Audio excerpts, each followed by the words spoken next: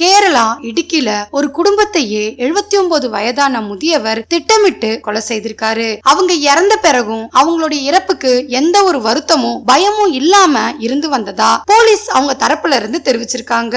இந்த 79 வயது முதியவர் எதுக்காக திட்டமிட்டு ஒரு குடும்பத்தையே கொலை செய்யறதுக்கான காரணம் என்னன்றத பத்தி இன்னைக்கு கொஞ்சம் டீடைலா பார்த்துலாம். Welcome to TFT crime. நான் உங்கள் பிரியா. நம்ம சேனலுக்கு புதுசா பார்க்க வர வியூவர்ஸ் சப்ஸ்கிரைப் பண்ணிட்டு லைக் ஒன்னு கொடுத்துருங்க. நீங்க கொடுக்கிற ஒவ்வொரு லைக்குமே அடுத்தடுத்து நான் வீடியோ போடுறதுக்கான புது உத்வேகமா இருக்கும். இப்ப நம்ம வீடியோக்குள்ள போயிடலாம். கேரளா இடுக்கில 79 வயதான ஹமீதுன்னு சொல்லப்படுற ஒரு நபர் வாழ்ந்துட்டு வராரு. இவருக்கு பல வருடங்களுக்கு முன்பு திருமணமாகி 2 ஆண் குழந்தைகளும் ஒரு பெண் குழந்தையும் பிறந்திருக்கு. குழந்தைகள் பிறந்த பிறகு அவங்க வளர்ந்துட்டு வந்த காலகட்டத்துல அவருடைய மனைவியை விட்டு கருத்து வேறுபாடு காரணமா பிரிஞ்சிட்டாரு. அந்த சமயத்துல வேற ஒரு பெண் கூட ஹமீதுக்கு தொடர்பு இருந்ததாலேயே அவருடைய மனைவியை விட்டு பிரிஞ்சு வாழ்ந்ததா சொல்லப்படுது. இவருடைய 2 மகன்களையும் ஒரு மகளையுமே அவருடைய மனைவி தான் கஷ்டப்பட்டு வளர்த்துட்டு வந்திருக்காங்க.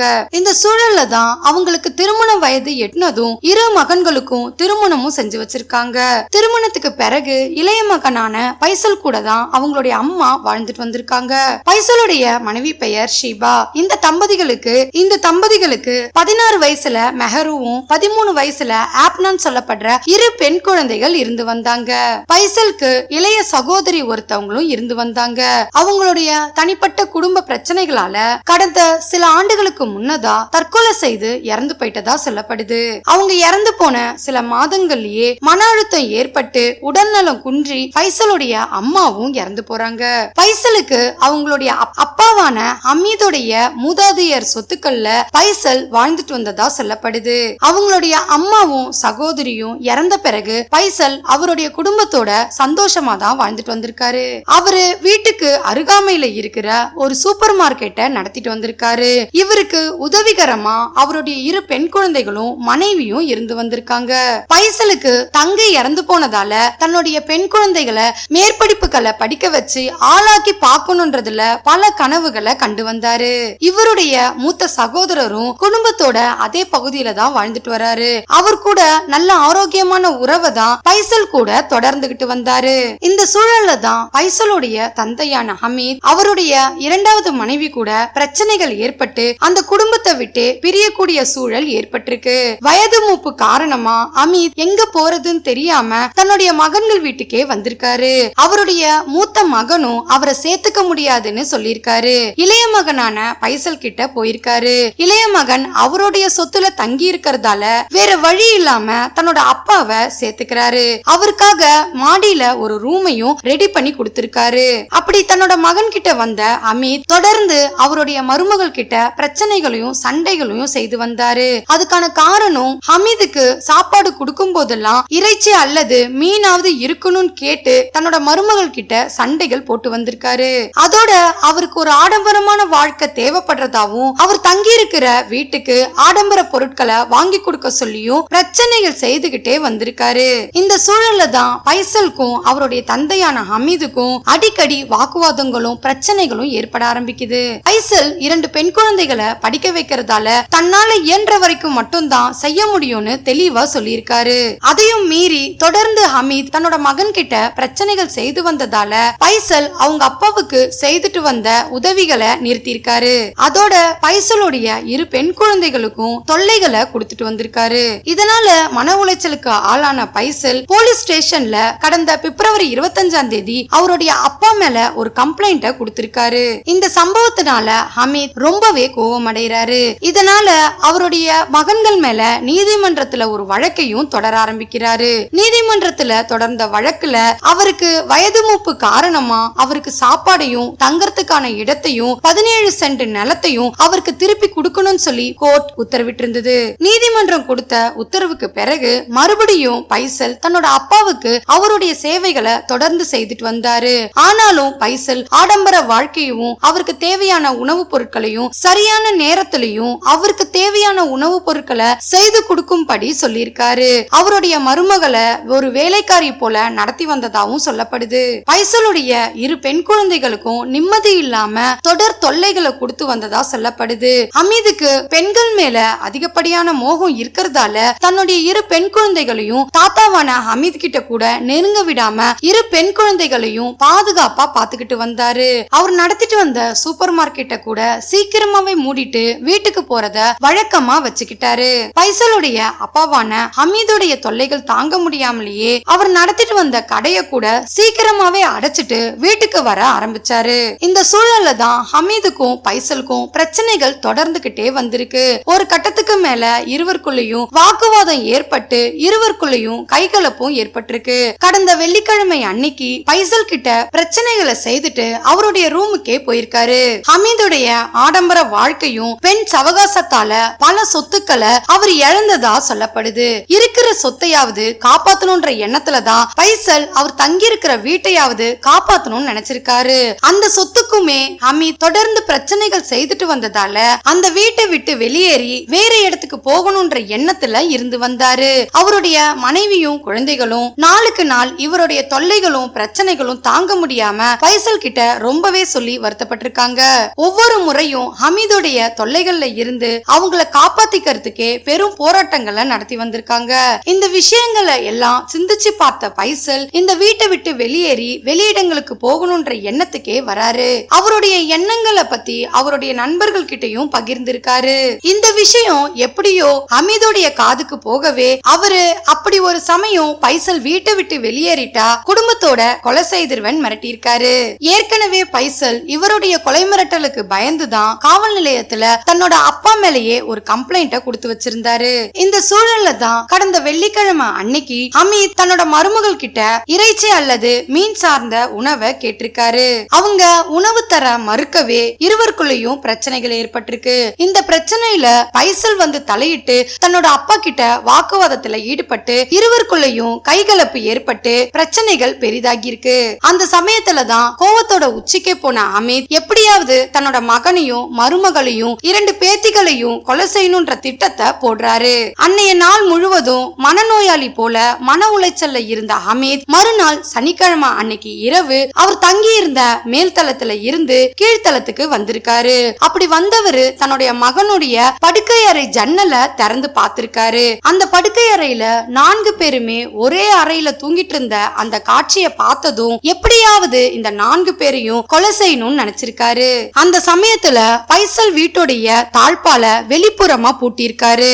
அதோட அவருடைய வீட்டு மொட்டை மாடியில இருக்கிற தண்ணீர் தொட்டியவும் லாக் பண்ணிருக்காரு. அதன் பிறகு அவங்க அசந்து தூங்கிட்டு இருக்காங்கன்றத உறுதிப்படுத்திக்கிட்ட அவரு அவருடைய பெட்ரூம்குள்ள ஜன்னல் வழியா கெரோசினை ஊத்திருக்காரு.